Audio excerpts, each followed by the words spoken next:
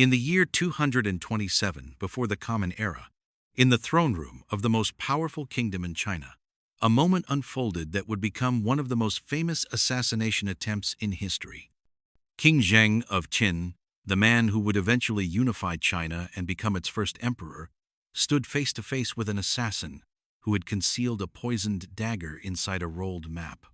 The assassin's name was Jing Ke, and he had traveled from the desperate state of Yan on what everyone knew was a suicide mission. What happened in those few frantic moments in the Qin palace would be told and retold for thousands of years, not because the assassination succeeded, it did not, but because of what the attempt revealed about courage, desperation, loyalty, and the terrible choices people make when their world is collapsing around them. This is the story of Jing Ke's assassination attempt, a tale of how one man's desperate gamble almost changed the course of Chinese history. To understand why Jing Ke found himself in that throne room with murder in his heart, we must first understand the world of the late Warring States period and the threat that King Zheng represented. By the 3rd century before the Common Era, the competition among Chinese states had reached its final, most desperate phase. Of the 7 great powers that had once competed for supremacy, one had emerged as clearly dominant, the state of Qin. Under a succession of capable rulers and brilliant military commanders, Qin had conquered or subjugated most of its rivals. Qin's military machine was efficient and ruthless. Its administrative system was more advanced than those of its competitors. And most importantly, Qin possessed the will and the resources to pursue total conquest, rather than settling for partial dominance. King Zheng had ascended to the Qin throne as a child, but by his adult years he had proven himself to be ambitious, capable, and absolutely determined to complete the unification of China under Qin rule. He was not content with merely being the most powerful among equals. He wanted to eliminate the other states entirely, to create a unified empire under his absolute control. To the remaining independent states, King Zheng represented an existential threat. If Qin continued its expansion unchecked, all of the other states would eventually be conquered and their ruling families destroyed. The state of Yan was particularly vulnerable. Located in the northeast, Yan had already lost territory to Qin's advancing armies. The crown prince of Yan, Dan, understood that unless something dramatic happened, Yan would eventually share the fate of the states that Qin had already conquered. Prince Dan needed a strategy that would buy Yan time, or, even better, that would fundamentally alter the strategic situation by eliminating King Zheng himself. If King Zheng could be removed, Qin might descend into succession, crisis, or power struggle that would halt its expansion and give the other states a chance to survive. Prince Dan had personal reasons for his hostility toward King Zheng, beyond mere strategic necessity. As a young man, Prince Dan had been sent to Qin as a hostage, a common practice in the Warring States period, where rival states exchanged hostages to guarantee treaties and agreements. During his time in Qin, Prince Dan had been mistreated and humiliated. When he finally returned to Yan, he carried with him a deep personal hatred for King Zheng and the Qin state. This personal animosity combined with strategic necessity to make Prince Dan willing to attempt something that was both desperate and dangerous political assassination. But attempting to kill King Zheng was easier said than done. The king of Qin was one of the most heavily protected individuals in the world. He was surrounded by guards and security measures. He did not grant audiences casually, and he was, by all accounts, paranoid about assassination attempts with good reason, given that every remaining independent state had motives to want him dead. Any assassination attempt would need to overcome formidable obstacles to even get close to the king, let alone to actually strike the fatal blow. Prince Dan needed someone extraordinary to carry out this mission, someone skilled, courageous, and willing to undertake what was essentially a suicide mission. He found that person in Jing Ke. Jing Ke was not from Yan originally, but was a wanderer, a skilled swordsman and a man of cultivation who had traveled through various states. He had a reputation for courage, and for a certain philosophical detachment that allowed him to face danger with equanimity. When Prince Dan approached him about the assassination mission, Jing Ke understood immediately what was being asked: not just to kill the King of Qin, but to sacrifice his own life in the attempt. The planning for the assassination was elaborate and careful. Jing Ke and Prince Dan understood that the only way to get close to King Zheng would be to offer him something he desperately wanted. They devised a plan centered on two gifts. First, they would offer King Zheng the head of Zhanguoce, a Qin general who had defected to Yan, and whom King Zheng wanted dead as a traitor. Second, they would offer maps of Yan territory, ostensibly as a gesture of submission, Yan offering to become a vassal state of Qin. These gifts would provide the pretext for an audience with the king, an opportunity to get into the throne room where assassination would become possible. Zhanguoce, the defected general, understood what the plan required of him. When Jing Ke explained that his head was needed to gain access to King Zheng, Zhanguoce committed suicide, sacrificing himself for the slim chance that his death might contribute to King Zheng's assassination.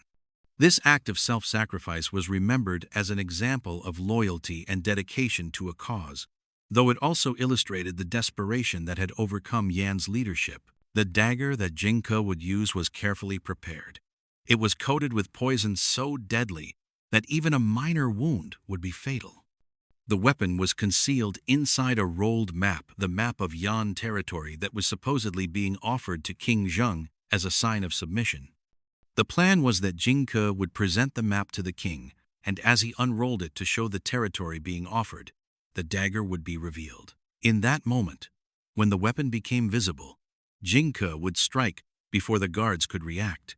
Jing Ke was to be accompanied by an assistant named Qin Wuyang, a young man known for his physical strength.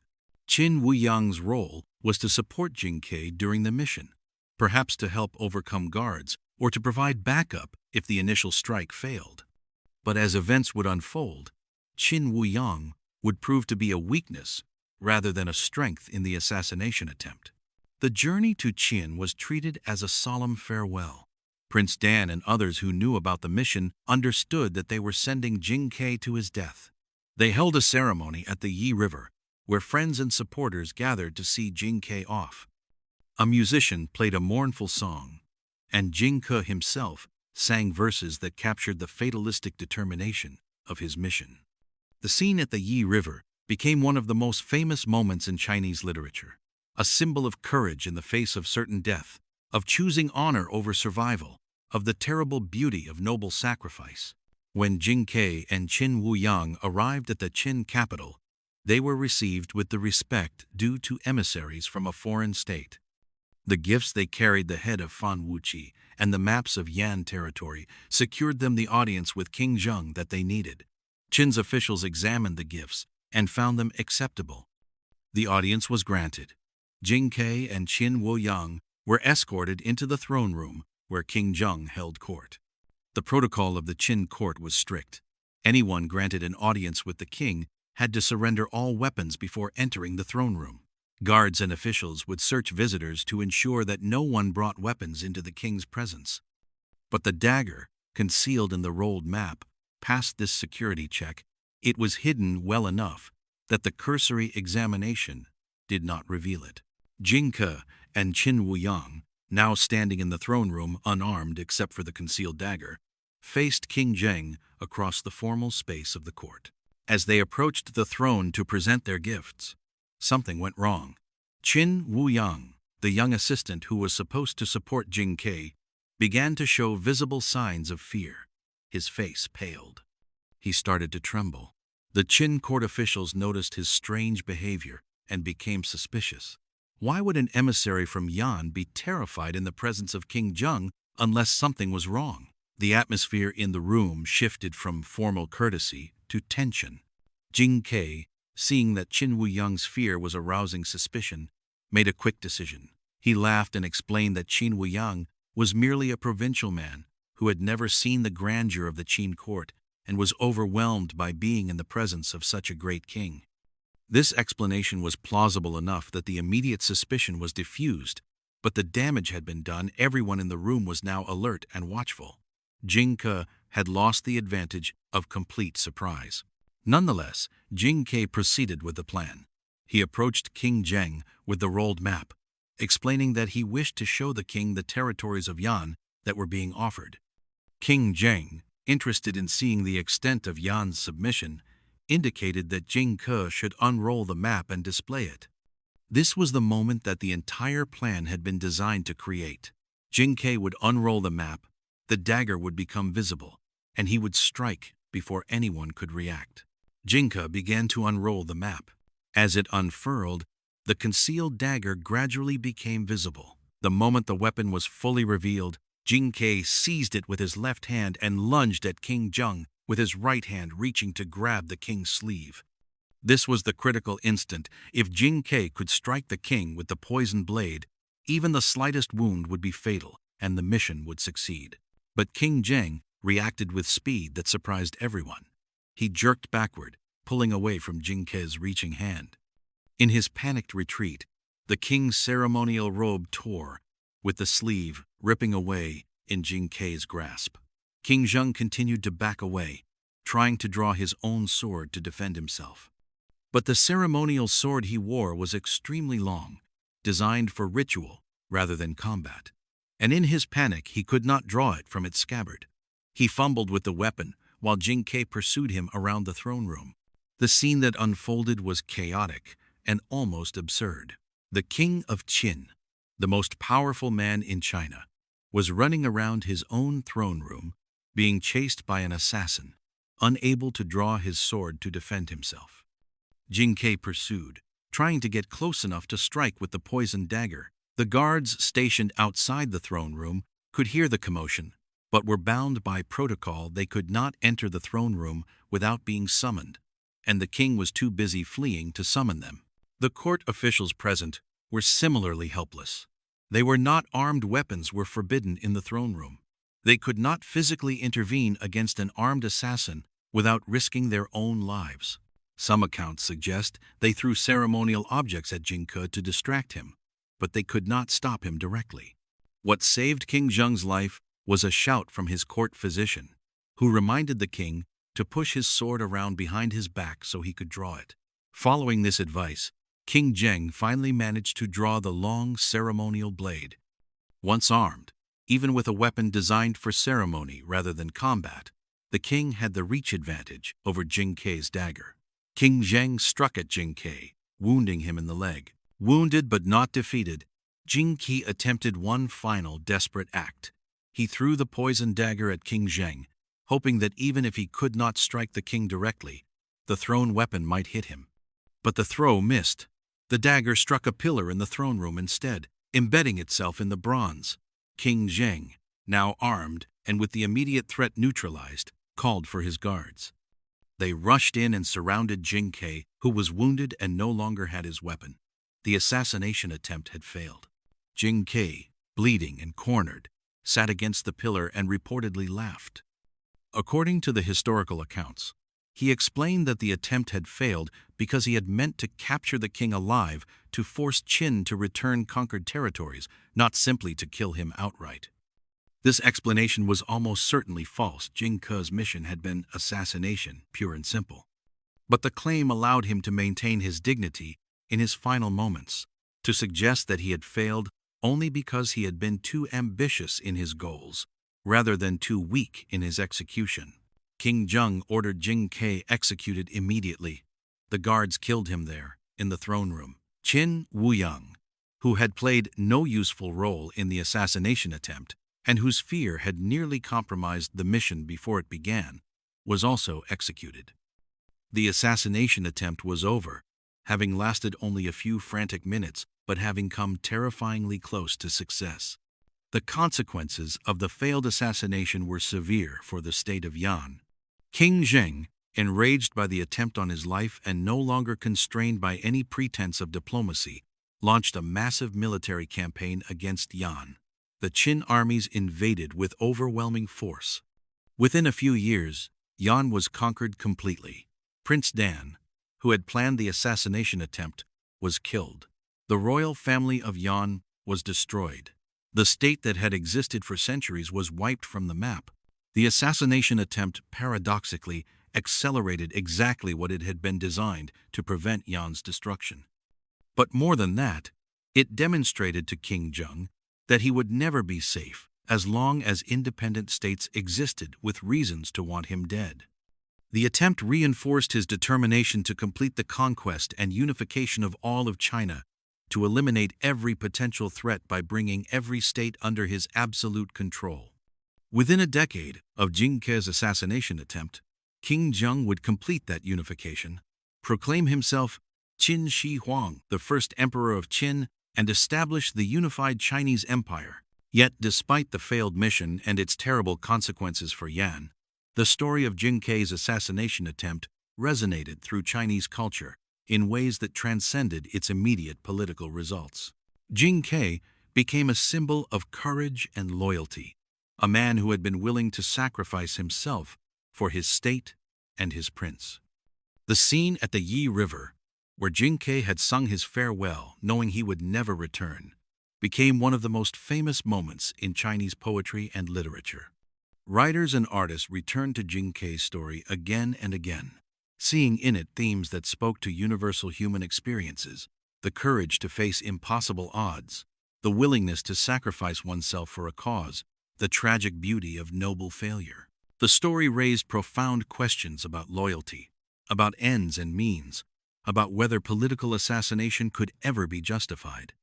Chinese philosophers and historians debated whether Jing Ke should be honored as a hero or condemned as an assassin. Some praised his courage and his willingness to attempt the impossible for the sake of his state. Others argued that political assassination was inherently wrong, and that Jing Ke's action, regardless of his personal courage, was morally indefensible. These debates continued for centuries and never reached complete resolution. Jing Ke remained a morally ambiguous figure, admirable for his courage, but questionable in his methods. The story also revealed something important about King Zheng himself, the man who would become the first emperor. His physical courage and quick reactions in the face of immediate danger were notable. He did not freeze or collapse when attacked, but instead fought for his life with determination. Yet the story also showed his vulnerability, the fact that despite all his power and all his guards, he had come within moments of being killed by a single determined assassin. This vulnerability probably contributed to the paranoia and the elaborate security measures that characterized his later reign as emperor. The failed assassination became part of the founding narrative of the Chinese Empire. King Zheng survived the attempt and went on to unify China.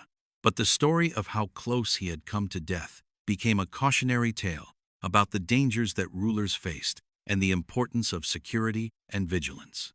Later, emperors would hear the story of Jing Ke and would implement their own precautions against similar attempts on their lives. In literature and art, the moment when Jing Ke revealed the dagger and lunged at the king became an iconic scene. Painters depicted the chase around the throne room, the moment when the dagger was revealed, or the farewell scene at the Yi River. Poets wrote about Jing Ke's courage and his tragic fate. The story was retold in numerous forms, each generation finding new meanings and new relevance in the ancient tale. The story of Jing Ke's assassination attempt reminds us that historical turning points sometimes come down to moments of individual action, to split-second decisions and physical reactions. If King Zheng had been slower to react, if he had not been able to draw his sword, if Jing Ke's thrown dagger had struck its target, the entire subsequent history of China might have been different. The unified empire might not have been created when it was or in the form it took. The political, cultural, and social developments that flowed from unification might have followed entirely different trajectories. Yet we should also recognize that Jing Ke's mission was probably doomed from the start. Even if he had succeeded in killing King Zheng, it is not clear that this would have saved Yan or prevented Qin's ultimate triumph. Qin's advantages were structural: its military system, its administrative capabilities, its resources, not just the result of King Zheng's personal leadership. A successor might have continued Qin's expansion even if King Zheng had been killed. The assassination might have delayed unification or changed how it occurred, but the fundamental balance of power favored Qin regardless of who sat on its throne. 2,000 years have passed since Jing Ke stood in that throne room with a poisoned dagger, since he chased King Zheng around the palace, since he threw his weapon in a final desperate attempt to complete his mission. The empire that King Zheng created eventually fell. The fears and the hopes that motivated Jing Ke and Prince Dan have long since been forgotten by all except historians. The specific political stakes of that confrontation have become irrelevant with the passage of centuries. But the story endures because it speaks to something beyond its immediate political context. It speaks to the human capacity for courage in the face of overwhelming odds. It speaks to the willingness to sacrifice oneself for something larger than personal survival. It speaks to the terrible clarity that can come in moments of mortal danger, when everything else falls away and only the immediate confrontation matters. And it speaks to the contingency of history, to the way that everything can turn on a moment, on a sword that cannot be drawn quickly enough, on a dagger that strikes a pillar instead of its intended target, on courage that is not quite enough to overcome impossible odds.